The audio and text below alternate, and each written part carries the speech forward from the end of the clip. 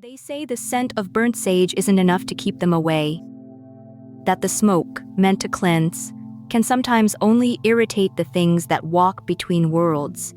This is the story of the Skinwalker, creatures woven into the deepest, most terrifying tapestries of Navajo mythology. They are not merely stories told around a campfire, they are warnings, deeply ingrained understandings of what happens when the veil between realms thins too much. To understand the fear, you must understand the belief. The Skinwalker, or Yee Naaldlooshii, is not just a monster, it is an alleged practitioner of dark, forbidden magic.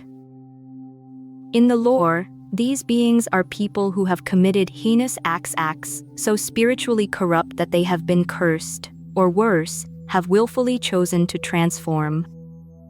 They are masters of mimicry, capable of taking the form of any animal, any person, anything that crosses their path. But their true form, the one that truly terrifies, is said to be something unnatural, something that defies simple categorization. When you encounter a skinwalker in the tales, the first thing you notice is the wrongness. It's not just that it looks like a coyote or a wolf, it's the wrong way it moves. The gait is too fluid, too jerky, too perfect for the creature it supposedly is. Its eyes are often described as burning, not with natural reflection, but with an internal, malevolent fire. They are predators, and their hunting instinct is rarely about sustenance. It is about spiritual predation, about draining life force, about sowing chaos and fear. The folklore surrounding them is steeped in ritualistic dread. The curse itself is potent.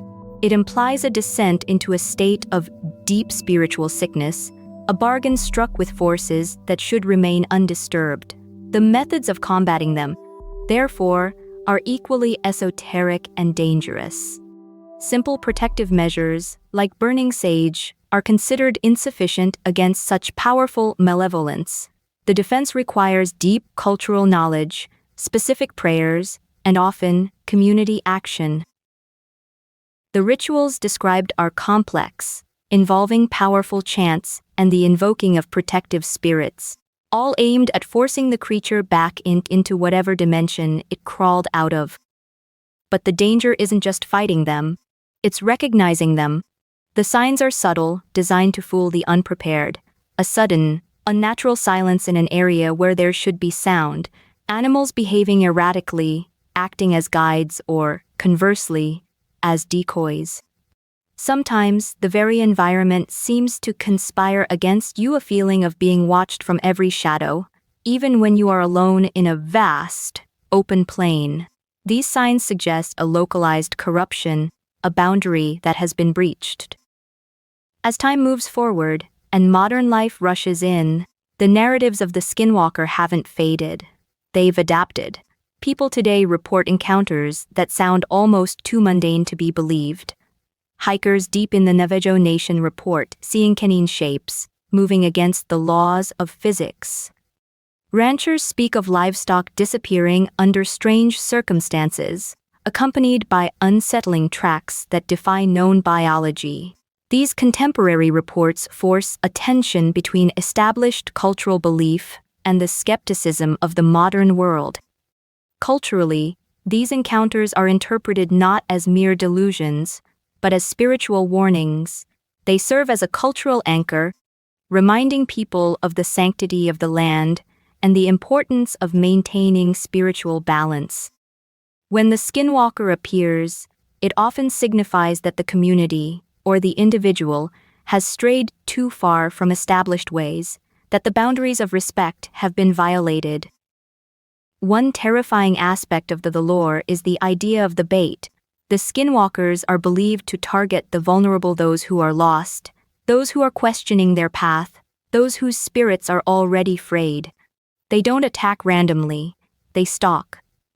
They lure you into a psychological trap first, making you doubt your own senses, making you question if the danger is real, or if it's just paranoia setting in. This psychological warfare is arguably the most terrifying aspect of the legend. Consider the power dynamic. To face a Skinwalker, is to challenge a fundamental law of nature as understood by the culture that tells the story. It is a battle for spiritual sovereignty. The magic required to track them, to understand their weaknesses, is knowledge that is guarded, passed down through generations, and must be taken with the utmost seriousness. It is a living, breathing piece of oral history, constantly being tested by the harsh reality of the desert and the relentless march of time. It forces the listener, the modern observer, into a position of acute vulnerability. You are hearing a story meant for those who live under the direct gaze of the ancient spirits. You are being told that the familiar shape of a wolf, the familiar scent of sage can be utterly corrupted, twisted into something predatory and otherworldly. These stories, whether viewed through the lens of anthropology, psychology, or outright belief, speak to a universal human fear, the fear of the thing that cannot be named, the predator that wears a mask of familiarity. The Skinwalker embodies that ultimate unknown, the thing that operates just outside the edges of our reliable perception. So the next time the night is deep and the stars seem too close, remember the weight of these warnings. Remember the sacredness of the boundaries. Because in the silence, where the smoke fades and the moonlight is thin, the echoes of those unseen trails might just be calling your name.